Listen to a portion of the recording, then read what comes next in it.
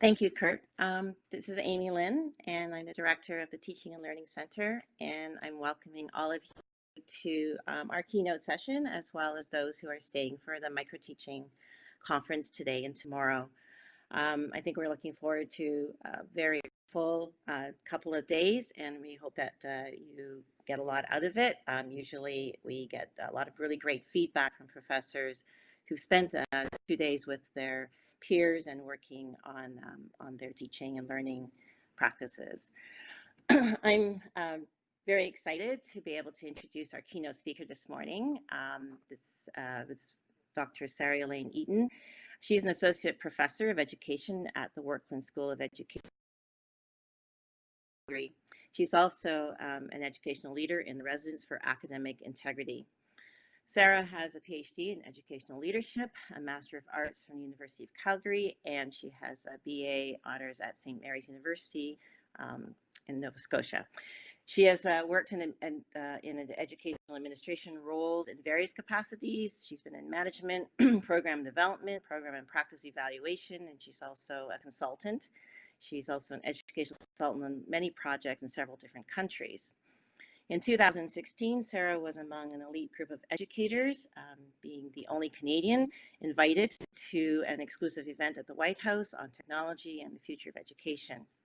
So I met Sarah a couple of years ago, and our connection really comes from the passion that we both have in the area of academic integrity. And those of you who know me would understand that connection. I was so impressed with the work that Sarah has been doing, not only at her own institution, but for her province, for Canada, and her work with ICAI internationally.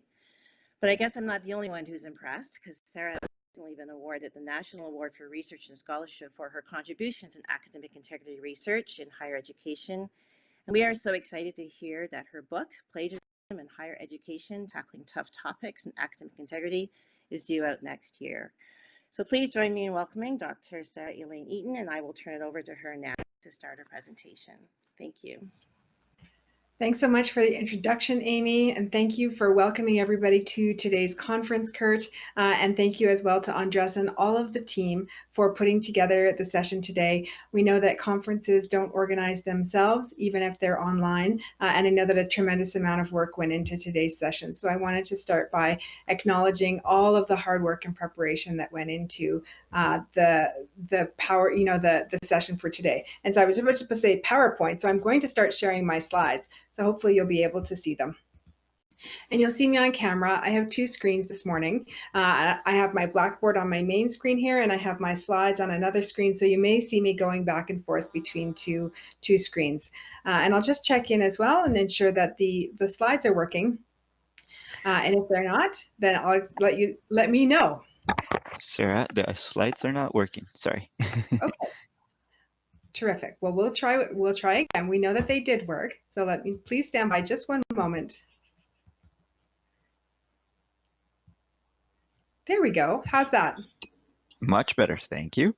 Terrific. Thanks so much. So this morning, we're going to talk a little bit about a systems approach to student success, which for me includes advocacy, activism, and engagement, and how all of these things will be reflected through our teaching practice in our classroom, and how we extend our teaching beyond what we do in our classroom to help our students in other aspects of their life. As you mentioned that your territorial acknowledgement focused on the Mississauga treaties and territories. I'm joining you today from Treaty 7 territory near my home near the University of Calgary. And Treaty 7 territory includes the Blackfoot Confederacy, comprising the Siksika, Piikani, Kainai First Nations, as well as the Tsuut'ina Nation, the Stoney Nakoda, including the Chiniki, Bears Paw, Wesley First Nations, and our city of Calgary is also home to the Métis Nation of Alberta Region 3. And also to kind of situate myself, I'll do that within the slides, but I'm originally from Guelph, so I understand that's between the Lakes Purchase territory. So happy to be joining you from the west today, where it's still a little bit early, and I'm delighted to kick off the day with you.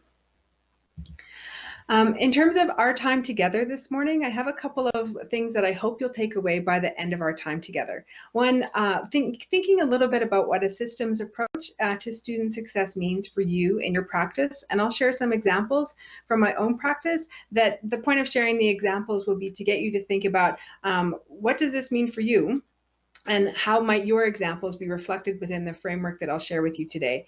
And how can activism and advocacy help you to promote student learning and success? And what does that mean for you? And exploring how you as educators can make a difference through your own commitment to student learning, whether it's micro teaching or some other aspect of your professional practice that you bring to your classroom and to the college and beyond. As Amy mentioned, my passion area is academic integrity, so I always feel obliged at the beginning of sessions like this to make a note about citing and referencing.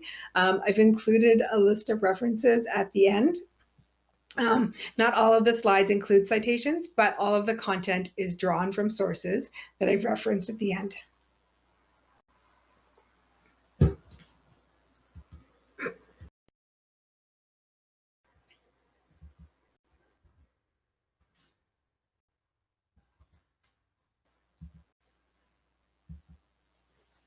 And I'm also a qualitative researcher, which means that one of the things we learn to do is we learn to sort of position ourselves within the work that we do and acknowledge any biases that we might bring to our work and who we are, because as a qualitative researcher, that becomes important to the work. So Amy told you a little bit about the background that I have in academic integrity, and that's led to working on a couple of journals in the field, including one here in Canada that I launched with a graduate student, Brenda Usick, who's at the University of Manitoba. We really felt that it was important to provide Canadian educators, scholars, and practitioners with an opportunity to have a place to share their wisdom and experiences. So this is a practitioner journal, but later became a hybrid journal. So we also do some peer-reviewed research, but it was started for practitioners and for educators in the field. Academic integrity infuses everything that I do, from my classroom practice to my scholarship and also my student advocacy work, because I think that there is a lot around academic integrity that is focused around students and their learning and their journey, and a little bit less around rule compliance. And so that for me has led to some important conversations about how do we support our learners to continue in their learning journey while maintaining academic integrity, of course, and the expectations that we have for them, but how do we help them do that through their journey? So we mentioned that some of the, there's a book coming out next year, and today's session is drawn from ideas in the book, but I'll say it's not a sales pitch because the book isn't even available yet. It's just entered production, but I'm super excited today to share with you because this is the first time I have to present any of the content from the book with colleagues. So I'm pretty excited about that. And what we'll be looking at today is what's called the 4M framework.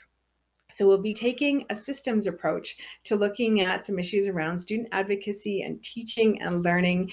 And the systems framework is not new. It's been around for about half a century in different ways through different disciplines, business, biology. And in the past 5 to 10 years, some Canadian educators have infused this into our understanding of teaching and learning, and specifically the scholarship of teaching and learning. So you can see there's a list of names there who've all been working on what's now called this 4M framework. And I'll give a particular shout out to some colleagues, one of whom is in Ontario, Nicola Simmons at Brock University. She's been very, very instrumental in helping many of us in higher education in Canada understand how we can improve our teaching practice and examine it through collaborative inquiry in ways that help us become better educators and students become better learning. And so they've looked at complex problems around teaching and learning through this framework. And of course, for me, academic integrity is a complex problem, and to be able to see it through this framework and how different actors, parties, and stakeholders all play a role in helping us uphold and enact integrity. So today we'll look at some of these different aspects of the system And I know that you'll be looking at micro teaching later in your conference today. So you may think about these micro levels and how they apply not only to individuals, which I'll be talking about today, but also to practices. So I hope that you'll be able to transfer some of the learning from this morning from this framework around people, as well as to around practices and how practices, teaching practices could fit into this framework as well. Today I'll be talking from the perspective of people though, and starting with individuals. So within this systems framework at the micro level, we have individuals, we have people. People are at the heart of that framework. Whether it's students, you as educators, administrators like Kurt who opened our program today, librarians or other staff. For us, for academic integrity, it used to be here at our university, and I think at many schools, that academic integrity was always a student responsibility. And for a long time, we had the approach that students were responsible for knowing the rules and applying the rules. And if they didn't know what they were, it was up to them to figure them out. And that position has shifted. Starting in other countries, actually, we weren't the first in Canada to start shifting it, but now we have an approach, a multi-stakeholder approach to integrity, where various stakeholders within our learning organizations play a role. So students have to, play by the rules, and as educators, we also enact principles in our teaching and learning, such as fair assessment practices, for example.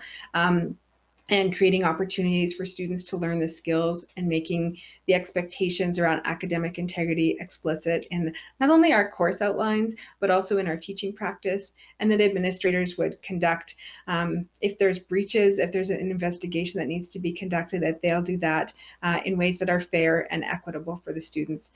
We also know that librarians and those who work in student advocacy offices, student affairs offices, play a tremendous role through non-academic departments in supporting our students. So I'm expecting that, along with Amy at your college, who's a real champion of academic integrity, that you would have others. At my university, I'm one of them, but I'm not the only one. But we all sort of have these individual experiences, and that they make up our individual practice and our own way of seeing the world and understanding the world, and then collectively that makes up our experience within our learning organizations. So I'm going to share an example with you of how the micro sort of played out for me, and around how it's helped me develop my passion. But before I do that, I'll start with a reflective question for you to think about, which is, what are the strengths that you as an individual bring to your teaching practice? Sometimes we get caught up in the what to do and the checklists and the things on my list, but also to reflect back on who are you in terms of your strengths, because I'm guessing that if the college has had the good sense to hire you, that there was a reason for that, and that they appreciate the strengths that you're bringing to the college and to the students. And this is a strengths-based approach to academic integrity. Then you can bring a strengths-based approach to your teaching as well. What's your passion? And it's important, I think, to start our teaching at the beginning of a new school year, understanding that we are in this because we bring passion to education. Certainly during a pandemic, we continue to be challenged in ways as educators that we may not have previously experienced. So understanding the passion that we bring to our profession will be important for sure. An individual example for you is I'm a professor, and I'm a professor at a research university, which means I need to do research as part of my job. I also teach and do service work, but by and large, I'm expected to do research. And I spent a long time with precarious employment. I was a part-time instructor for 22 years before taking on a full-time role. And when I took on that full-time role, what I wanted to look at was academic integrity. And I'll start with a bit of a story for you, because one of the things we're expected to do is to apply for grants. And one of the first grants I applied for, I did get a small grant, and I applied for another grant and was turned down. And wanted to kind of share that not all of the passion results in success every time. And the reason that I was turned down for my academic integrity project was that the adjudicators had determined that academic integrity was an administrative issue, not a research topic. That was the main reason that they chose to not fund the project. And one person also said, she really thinks that this is an issue in Canada. All her literature is from other countries. There's no evidence to show that there's any academic misconduct in Canada.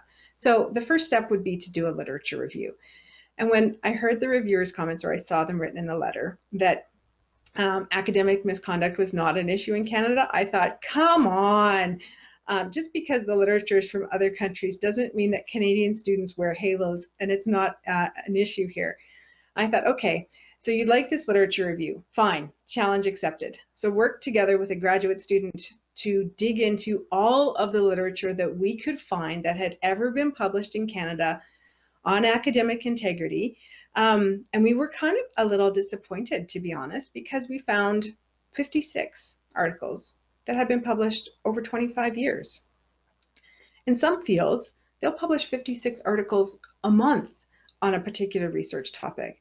So it really showed me that Canada was lagging behind. And I put a copy of the article or a screenshot on the top of the frame there. And one of the things as we were going through the literature, we read every single piece of literature that we could find. One of the things that we found was that some people had done an article on academic integrity and then never done another one.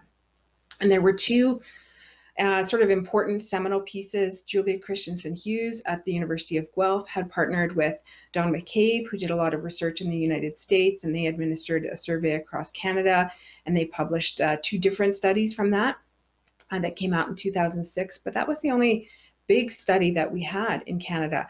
But I noticed article after article after book chapter after conference presentation where people had done one thing and we never heard from them again. And that sort of indicated to me that in Canada, at least up to that point, that academic integrity for a lot of people hadn't been a passion. It had been a project. And once they did their project, they abandoned the topic and went on to other things. And we didn't have a sustained community of academic integrity that was really active, whether it was through collaborative inquiry, scholarship of teaching and learning, academic research. We just didn't have it. That was 2017 that I was starting to do that research. It was published the next year, but I thought, wow, there's a lot we can do to grow our community. And people like Amy have been instrumental in doing that, through attendance at different conferences and promoting the work you're doing at the college there. We do have people, and certainly the Ontario community is the strongest across Canada, but outside of Ontario, there really wasn't much happening. So, the other thing that was really calling my attention was around contract cheating, right? And we didn't have a lot of information in Canada a couple of years ago about what contract cheating was. Again, in Ontario, you were leading the way. So did a small article for The Conversation. They chose the snazzy headline about the universities uniting against the academic black market. I didn't get to choose the headline, and I thought, ooh, black market, that sounds scandalous. And it is a bit, but it was able to help us start some conversations around academic integrity and contract cheating, and start to get the conversations going at our university and at the university level, because prior to that, apart from maybe the University of Waterloo and the University of Toronto, a lot of the work that had been doing was in the college sector. And a couple of years ago, I even talked with people at my university that didn't believe that contract cheating happened. So I thought, okay, there's a lot of advocacy work to do around this. When people who review grant applications don't believe that academic integrity is a problem in Canada, and talking with administrators who really thought that contract cheating just didn't really happen, I thought, okay, this for me was beginning to show that it was not only a project, it was a passion. And I had a lot of work to do, not only in terms of research, but also creating awareness around these issues and how they played out on our campuses, our particular campus, as well as beyond. So you can start to see how this passion sort of started to grow early on in my career, and all out of a failed research project. So that was kind of one of my key lessons from this micro level, and it may apply when you're thinking about micro teaching through the rest of the conference as well, that we learn from every failure, and our professional practice is not only about success, but also about failure, and how do we react to that? Where do we take it, and what can we learn from it? So in the case of the literature review, that was because a reviewer had sort of challenged me and said, there's no evidence that academic misconduct is even an issue in Canada. If you think it is, go write a lit review. So I did, and from that, I mean, I never did get the grant, and I like to tell people it was the best $15,000 I never got, because it did lead to some interesting projects, and for me helped to solidify my commitment to this work and really engage it as a passion through all of my professional practice. But also, I realized that I have to work within the existing systems that we have while trying new things. There was no way for me as an individual to convince administrators who believe that contract cheating didn't happen. And we were able to do that over time as we added more voices to the conversation. And we're also able to increase our understanding of it and what does it mean. So articles in places like The Conversation really just start a conversation, but they don't serve in and of themselves to convince people of something if they don't believe that it actually happens. However, one of the privileges I had around the same time was that our Associate Dean of Teaching and Learning took her sabbatical, and I came in to replace her for 6 months. And I had the opportunity to do a couple of things, one of which was run an event and bring in a speaker. So I chose to run the International Day of Action Against Contract Cheating. And I think that your college has also been active in promoting this day in the past, right? And I think this is a tremendous way to increase awareness around this, as well as help our students and colleagues understand what contract cheating is and why we need to pay attention to it. At our university, we hadn't marked it before 2017, and I was only able to run it as a meso-level event. So within the department or the unit in which I was working, which for me was the School of Education, I say school, we're non-departmentalized in our school. So our faculty level is our meso-level unit within the larger organization. I thought, okay, we're going to run this event, and we won't exclude people from other areas of campus if they want to come, but we'll just promote it as an event within the School of Education. And that was the first time that we'd done that. We had people show up, and we did a lunch and learn. We had people come and talk about what is contract cheating, what had they experienced with it. And even though it was a sort of a departmental level event, we didn't shut the door on people from other places around our campus. We had people come from across our campus, from engineering, walk up from our medical school, which is about a 15-minute walk away. The main hospital is about a 15-minute walk from the main campus. We had people come from different departments. These folks chose to declare and participate in the whiteboard declaration that was posted on social media. So I don't have a problem sharing their photos, given that they posted them themselves on Twitter. And you can see that there's different people here, and they've declared their commitment to academic integrity and why they believe contract cheating is wrong. So I'm going to introduce you to them because I'll circle back to them. So on the upper left-hand side of your screen, we have Cristina Fernandez Conde. She's a graduate student in education. In the middle on the top is Alix Hayden, one of our librarians. On the top right, we have Robin Paul, a graduate student from engineering. And on the bottom left, my colleague Roswitha Dressler, who's another professor in education. And then on the bottom right is my colleague Nancy Chibry, the Associate Dean Undergraduate for Science.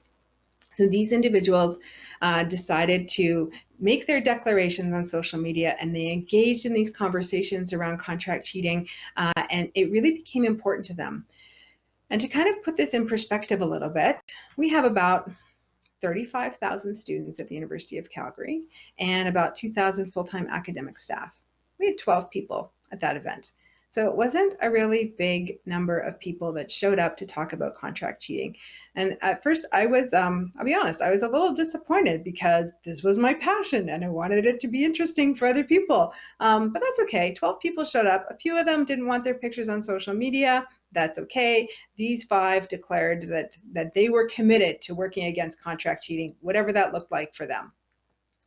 And I thought, okay, we continue those conversations throughout the subsequent months and even years. So you can imagine my surprise that happened in 2019 when I was reflecting on and tracking the academic integrity work that had been done on our campus for a report around the International Day of Action for 2019. And I found this. I found that in the 2 years since we'd had that initial event, I introduced you to those people whose names are highlighted in yellow on this slide.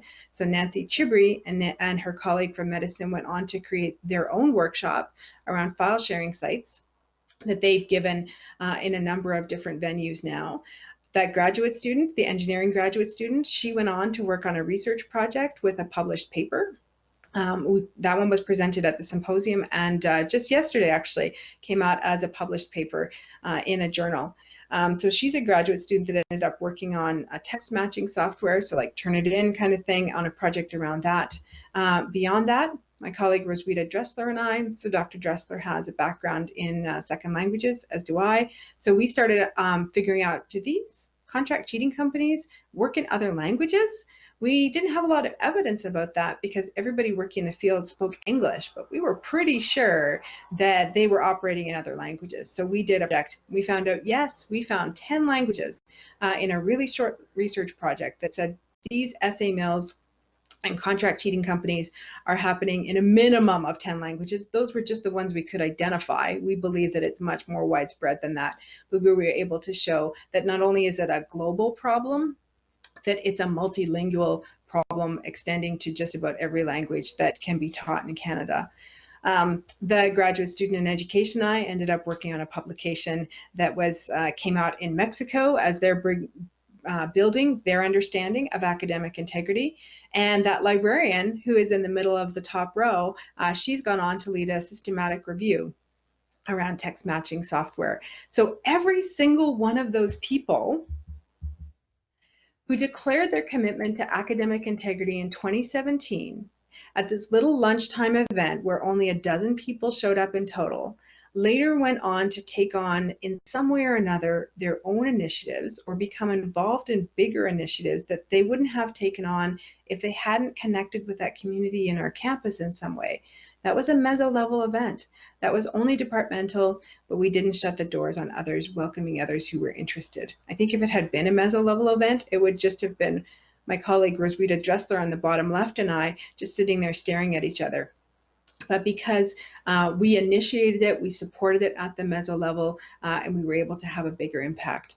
But it wasn't until I started tracking this work over a couple of years that I realized that in order for the individuals to become engaged, having a small community in which to do that can make a real difference.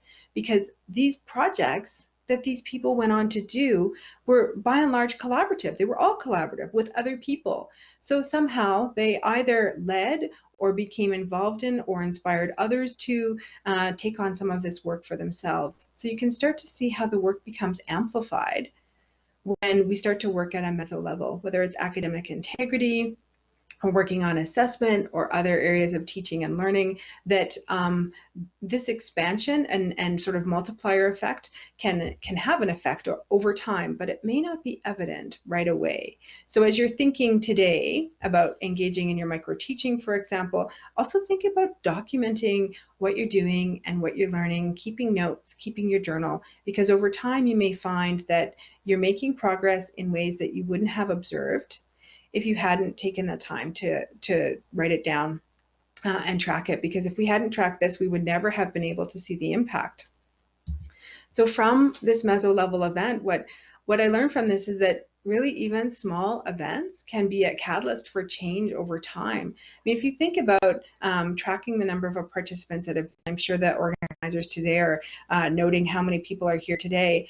That's an indicator of success of a snapshot in a particular moment, but it doesn't trace the impact of the work over time. And so the number of participants at an event can be an inadequate way to show sort of long-term impact and how people can take up work in different ways that are meaningful to them at the micro level that can have an impact on a broader level later on. So sustaining those efforts over time is important. And when we're tackling new things, whether it's learning about contract cheating or trying new ways of teaching, it can feel a little uncomfortable in the beginning because we're out of our comfort zone, right? So as you're thinking about trying out micro teaching later on, you think, oh, maybe this isn't working for me. Stick with it and see what you can do over time. And likely as you gain practice and confidence, that it will become a little bit easier.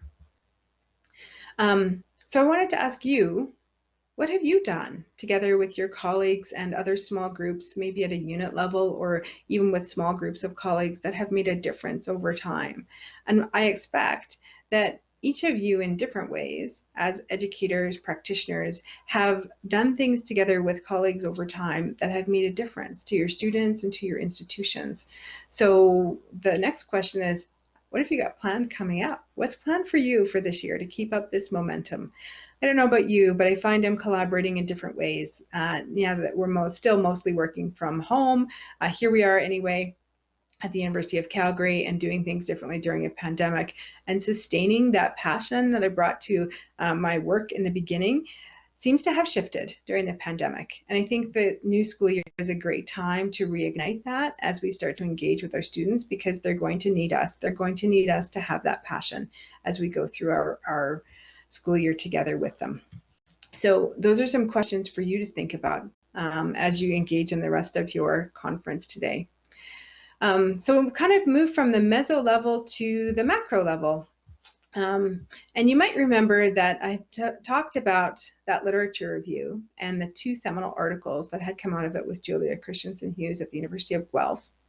And I've put screenshots of them there. They're from 2006. But she did this amazing work around academic misconduct in Canada with a really prominent researcher from the United States, Don McCabe. He's passed away now.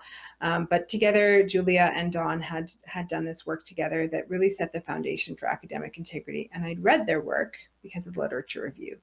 And I'd reached out to her and asked her, have you done any work since? What's coming up next? And we had a bit of a conversation around it. And I was able to invite one guest speaker when I was Associate Dean Teaching and Learning, and it was supposed to be another meso-level event. She was going to come to our School of Education and talk to us. But it got escalated to a macro-level event when our Vice Provost Teaching and Learning decided that academic integrity was an important enough issue, and she had done quite a bit of work.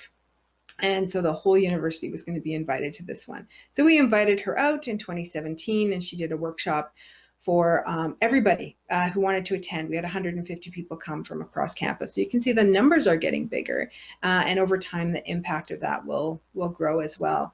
But if I hadn't read her articles, I wouldn't have been able to reach out to her. While she was here in Calgary, we talked about the work that she'd done with Don McCabe, and she had a regret around it, and that was that she and Don had intended to do a 10-year revisit on the data that they had collected across higher education. So I think they looked at, I think it was like 14,000 students maybe from across Canada, colleges, universities, high schools, and faculty members as well. It was a pretty major study. And they'd wanted to go back and administer the same study 10 years later and see how things had changed, if at all. And then it happened that Don got sick and they weren't able to complete that 10-year study. We talked about that when she was at the University of Calgary. But nevertheless, the work she'd done remained pretty seminal, and it was the only big studies that we'd had. And because we're a research university, we focus a lot on these studies.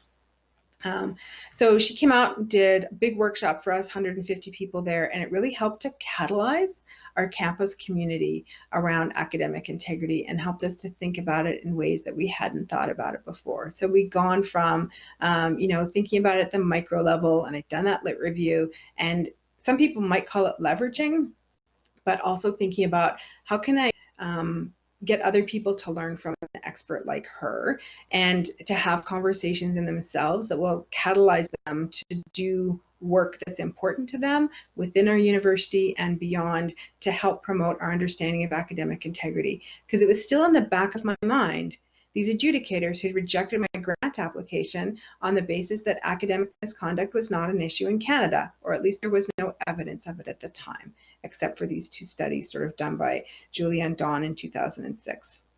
And we also talked about how do we help to create this as a research community in Canada, because we kind of didn't have one. But what fascinated me about that particular was that the support of the Vice Provost Teaching and Learning and others on campus who helped to move that from a meso level to a macro level event. That was really important for us to grow as a learning community. So for macro level things, well, as an individual, even as somebody who was working as an Associate Dean Teaching and Learning, I didn't have the capacity to run a campus-wide event. That required institutional support from champions at the institutional level. And so the senior leaders, and I'm sure that you have senior leaders in your college who are supporting the teaching and learning work that you're doing in different ways.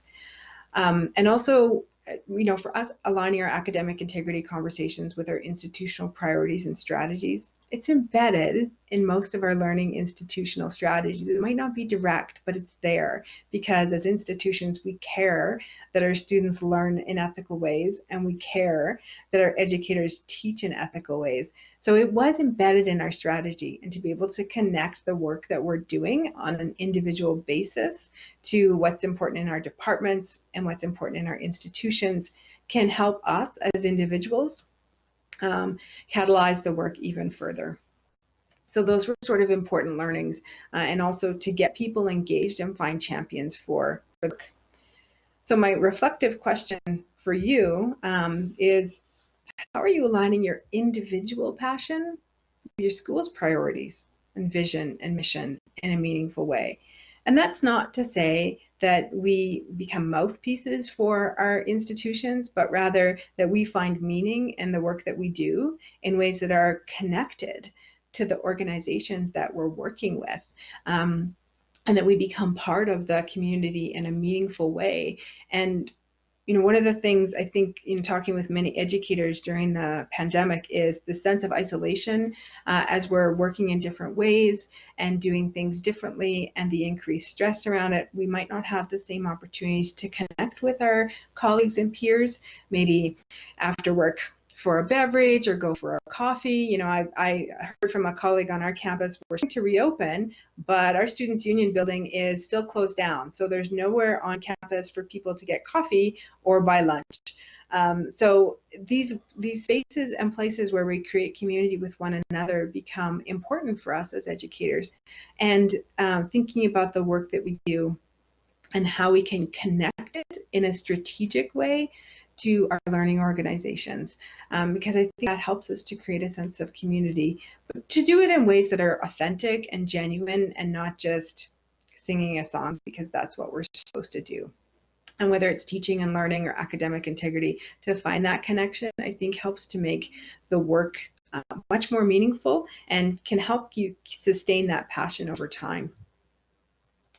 So from there, we've kind of looked at the micro, the meso, the macro. Well, the next one is the mega, which is the broader community outside of our organizations. For our students, this would mean connecting with others when they go into the workplaces, as they move into the community, working with our alumni and peers outside our college. I know people like me, Amy's been a real inspiration for me when I heard about the work that she's doing with badges and micro-credentialing, so that I can sit and learn from colleagues at other places about what exciting things they're doing, and learn and grow from them, because we're working together in a sense of community beyond our institutions. And this is, I think, when we feel passionate about something, we can connect with others who are also passionate, but it's also a way of sort of growing and learning ourselves, developing beyond what we know. Before I met Amy, I'd heard about micro-credentials, but I didn't really know a lot about them. And when I had a chance to hear her talk about them at the International for Academic Integrity, I was able to deepen my knowledge around that. And so in these ways, we can grow and learn and share and sort of get out of our little microcosm, if you will, and then find new ways to engage with others and build our own learning through those connections. And so, in the work that we were doing at the University of Calgary, I'd mentioned earlier a journal that we've put together, Canadian Perspectives on Academic Integrity, and that I've done it with a graduate student, Brandy Usick. And Brandy is doing a doctorate with us at University of Calgary, and it just happened that we got to know each other because through the literature review, I'd read this master's student's work on academic integrity and some work she'd been co-publishing with others at the time who've since retired.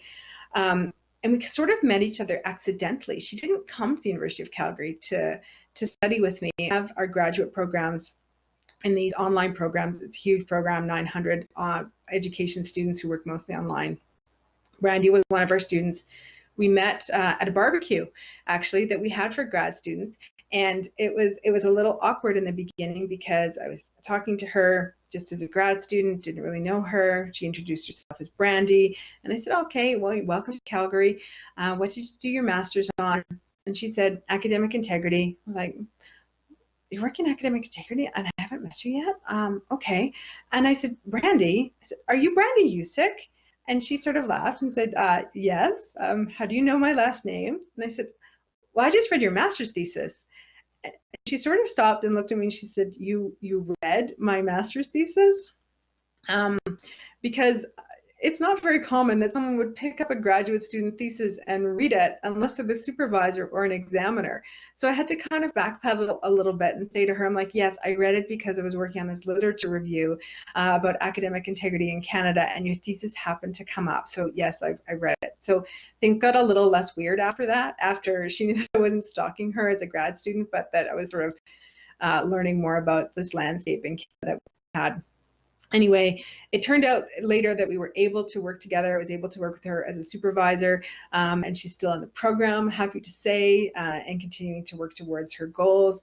But through those conversations, we really started to talk a lot about what do we need to do in Canada to amplify academic integrity? And we realized that we needed opportunities for others to share their wisdom and their knowledge around this. So for us, the International Centre for Academic Integrity was an important venue for us to do that. And certainly the Canadian Consortium Day, that's where I met Amy and others. That was like our one chance to connect. But it was once a year, and that's a long time to wait between connecting with colleagues. So we decided to start this journal and give people an opportunity to share whatever it is that they were working on, and also to provide professional development opportunities for others. So we did that. The journal's going strong. It's in its third year. It's open access.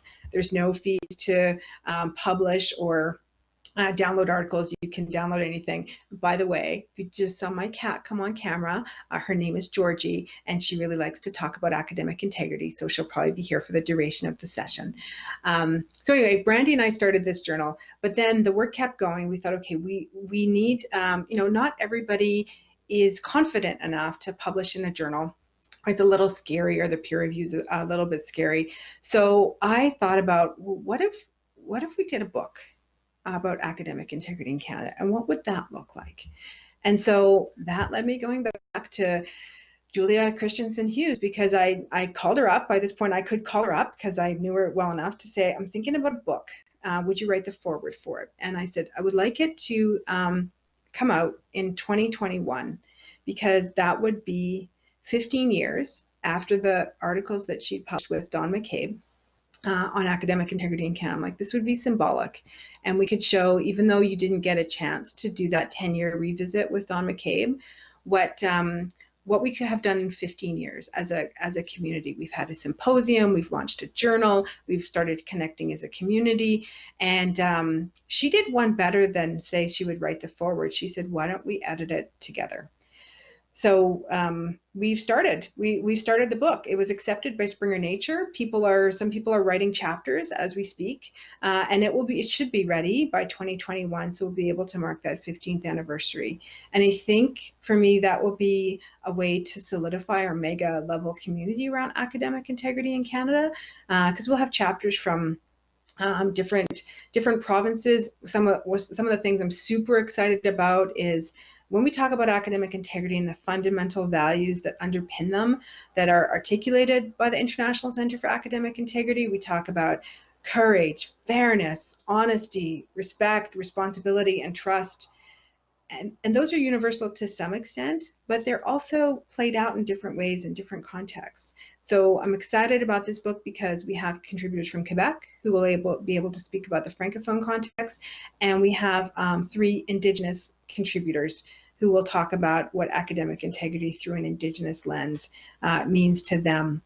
So pretty excited about that. So we've been able to do this at the macro level in Canada as we grow our community here.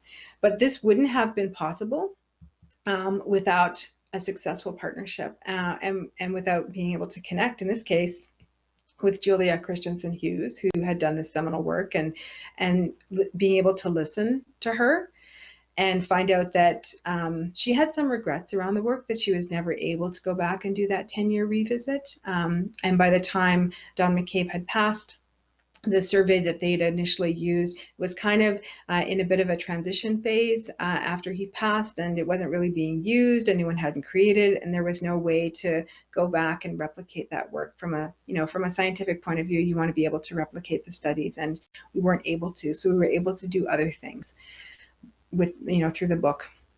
But to do that, we needed a successful partnership. And she wanted to create an opportunity for me. She's a senior scholar in her field, and she's about ready for retirement. So she wanted to mentor me, and we also wanted to create opportunities for others to write about what they'd been learning, whether it's an Indigenous scholar reflecting on what academic integrity means to them, or an engineering professor looking at how academic integrity is connected to professional ethics.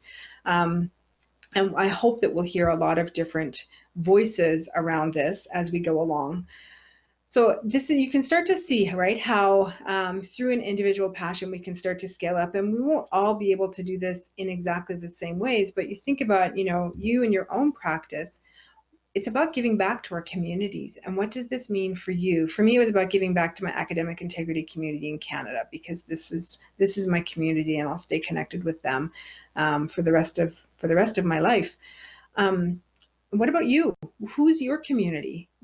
Whether it's a discipline-specific community, such as, whether it's nursing or communications or people in your professional field, how are you connecting with them and giving back to your profession?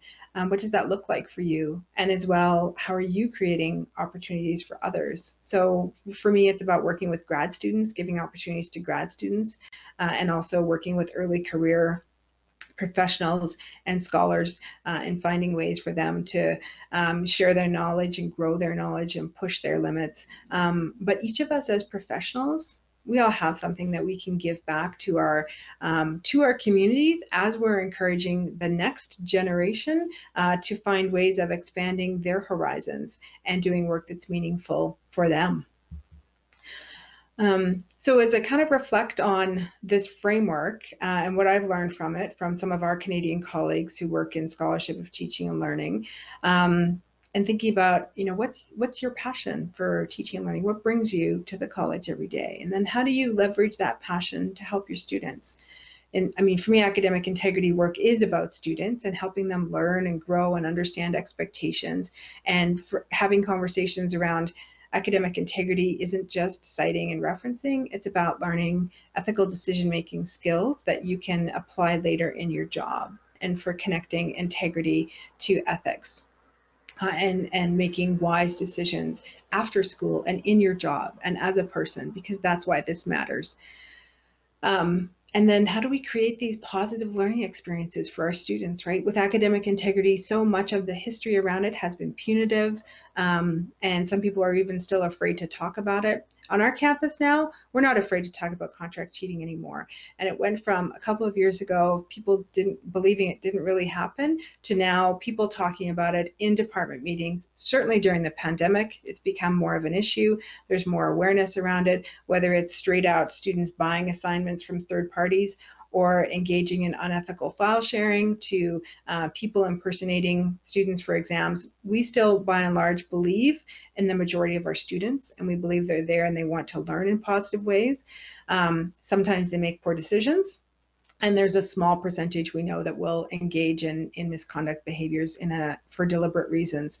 But we also want to educate our own students that some of these third parties are predatory and they're after their money, whereas we are there because we care about them. And we keep sending this message to our students that we're here to help you learn and to engage you in research, to help you prepare for a job and a life after university. But those predatory third parties and contract cheating companies, they don't care about you. They only care about you opening your wallet.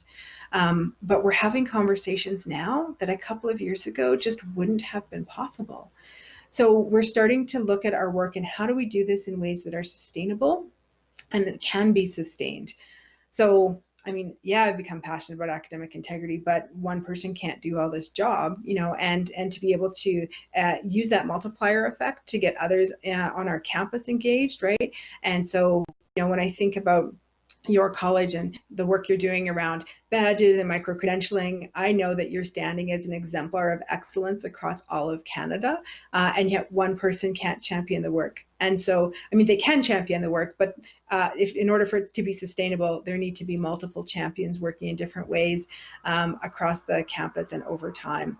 And how are you documenting your successes? Because I know you're doing great work at your college, so share it. And amplify the work that you're doing and the successes that you're having, not only through newsletters, but beyond that, because I feel like every time I turn around and I hear about your college, then I'm pretty impressed with what I hear and how you're leading the way with some of your initiatives. And then finally, how are you mentoring others? That became for me a lot of my academic integrity work now is focused on creating opportunities for others. But I think as educators, we're all leaders in some way. And whether it's mentoring students who are coming to you to ask about questions about the course outline or the expectations for the course or a job they want to apply for, we all have the opportunity to mentor those students. So that's one of my reflective questions for you. And I'll conclude today with a call to action, which is for you to engage your passion around teaching and learning as you move into this new school year and you challenge yourself to learn new things, whether it's micro teaching or some other aspect of your professional practice. Commit to it in ways that are meaningful and that make sense for you. We don't do this so that we can check boxes on a to-do list, but rather so that we can continue to learn and grow ourselves and do that with our students. And just to conclude by saying, whatever you are doing, you're making a difference. So keep doing it. And I wish you all the best with your teaching days and with your upcoming school year. Take care, everyone.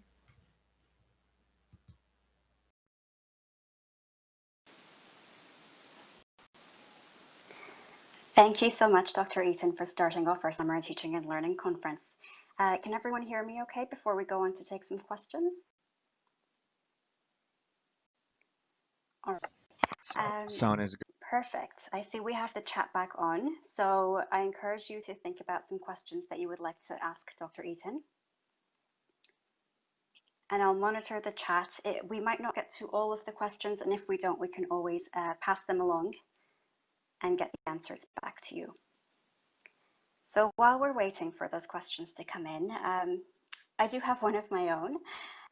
What can new instructors do to champion the values of academic integrity within their roles, particularly when thinking about assessment, both online and in person, and how might we support them as an institution?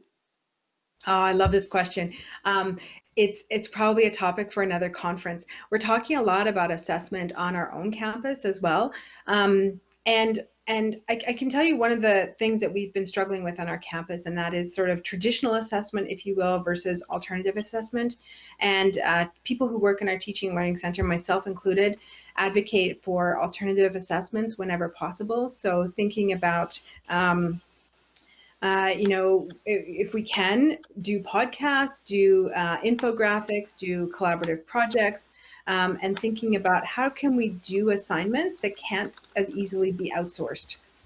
So, you know, in my summer course, I just finished teaching 2 summer courses, and although I taught languages before and oral exams were important in second language learning, I'd never used them in an education class before. And so for the first time, I used oral exams this summer in my education classes. And so that was new for me. So I was pushing the boundaries around assessment. And also I knew that I had a number of Indigenous students and I wanted to incorporate more orality into our courses. So we ended up with only 1 final essay, but they spoke to their essay topic in their oral exam. And so we were able to use, you know, I call them oral exams, but they were sort of student conferences, if you will, around that, and then look at that as a way for writing. We didn't look at writing only as a product, but as a demonstration of what they learned. So we're starting to shift a little bit how we see writing projects because so much of it can be outsourced. And the other thing we're talking about is around testing. And we're having lots of conversations that are pushing our understanding and boundaries around testing because in some fields, testing is still needed, even if it's not what the teaching and learning advocates might want in an ideal world. But you know, we've got nurses who need it in Alberta anyway for professional accreditation exams. Same with accountants. So in some fields, if it is going to be used in accreditation exams, we recognize that testing is still needed. And the other place where testing is going to be used is we have mega classes now. We have classes with 1,000 students or more, and so using tests in that. So we're looking at ways of how do we encourage integrity for assessment, and more and more we're thinking about ways of having assessments that are harder to be outsourced, and we're also talking with students about file sharing. So we've noticed an increase in uptake around what we're calling predatory third-party file sharing sites, and I'm always hesitant to name a particular company, but I'm guessing you might be familiar with some of them at your own campus, where students are either paid to upload materials, or they use a system where they have to upload 3 documents in order to unlock 1, that kind of thing. And we're noticing we've got tens of thousands of documents from the University of Calgary on these commercial file sharing sites. So telling students that everything you need, we're giving to you. It's within your learning management system, and so all the files you need for your courses are here. You don't need to go outside, you don't need to pay, but we're starting to have those conversations in really open ways with students to say, look, you don't need to go outside. We've taken a lot of care and time to find learning technologies that are safe for you, whether it's our learning management system or other technologies on campus that you don't have to go outside and engage with other alleged ed tech companies. So talking with students about file sharing for sure is a big one, but also from an instructional point of view, that letting our instructors know that it's not okay for them to act in unethical ways around assessment. So it's not okay for a professor to, say, plant a fake solution to a problem on a commercial file sharing site in order to catch students who are cheating. So if they use that answer, it must mean they got it from that file sharing site. That's not okay, we're telling our instructors, because it's entrapment, basically. And if students are brought up for misconduct after that students would win on appeal, because or if we want our students to act with integrity, that it starts with us as the educators, because we're the role models, so we have to act with integrity. So also talking with our instructors around what does it mean to assess with integrity, and what does ethical teaching and learning look like as well, because if we take that multi-stakeholder approach that I mentioned, it's not all the students' responsibility to know the rules, it's also our responsibility to think and act in ways that are ethical for our students. And so we have lots of conversations about that on our campus. We don't have all the answers yet, but I can say we're engaging in some inspiring conversations and tough conversations around it, because the whole pandemic has pushed us to think in new ways about assessment and what is meaningful assessment for our students. And we have not got all the answers. We say that we're working on it, and the conversations are important. So I don't know if I actually answered your question. Did I come close? Yes, absolutely. Thank you. I love that, especially pushing the boundaries with regarding assessment, particularly in an online context, as we are teaching online now. So with that, similar to what you've just talked about, I was wondering, what's one thing that instructors can do to promote an academic integrity mindset in their students? If you have to pick one. I think my number one suggestion would be to talk to students. And that it sounds really simple and common sense, but we still have lots of people at our institution who don't do that, right? They say, oh, it's in my core syllabus. And my response is, having a statement in the core syllabus doesn't absolve us of the responsibility of actually talking with our students and demystifying some of this, and saying to students, this is important. This is why it's important. It's not because we've got a policy around misconduct and you want to avoid consequences or sanctions, but it's about you developing your sense of who you are as a person, and the ethical decisions you want to make, right? And more there's research coming out to show that academic integrity is a developmental process in terms of ethics. We know that students don't come to our institutions with the skills that we would like them to have from high school. And that's something sort of out of our control from our learning institutions. And yes, we would like them to know how to cite and reference when they get to us, and the reality is they don't, by and large. But we can start talking with them about You know, you're still in these formative years. We know that the definition of youth has been expanded and changed. I think the UN now defines youth as a person under 30, and so that their development as a human really happens a lot between 18 and 22, development as an adult, and them deciding who they want to be. So this is part of their own development as they're figuring out themselves as adults, and to have these conversations and frame it in ways that make sense for them. And so that what we do for academic integrity in our classrooms is reflected in the ethical decision making they're going to have to make, whether it's on the job or in their family or in society afterwards, that this is the foundation and we're here to help them with that. So I think, yeah, that number one thing is talk to students. Thank you so much for highlighting AI as a developmental process. I think that's really useful. If there are no more questions at the moment, please keep them coming to us and we will make sure to pass them on to you, Dr. Eaton, if that's okay. And I will now pass over to Jen. Hi, everyone. Thank you so much, Sarah. That was a really interesting presentation. I've been a librarian for over 20 years, so when you said that your grant was turned down because we don't have an AI problem in Canada, I nearly spit my coffee out because I was like, okay. And also your realization too that for some researchers it's a project instead of a passion. I think that really gets to the core of the issue, that a lot of people see this as an inconvenience rather than a scholarship issue, a professional issue. So, and I think that now during the pandemic, AI has absolutely moved center stage, and we're trying to come up with all these strategies for it. So thank you for providing a detailed and practical model for us to approach AI at a large institution. So thank you very much for your talk. And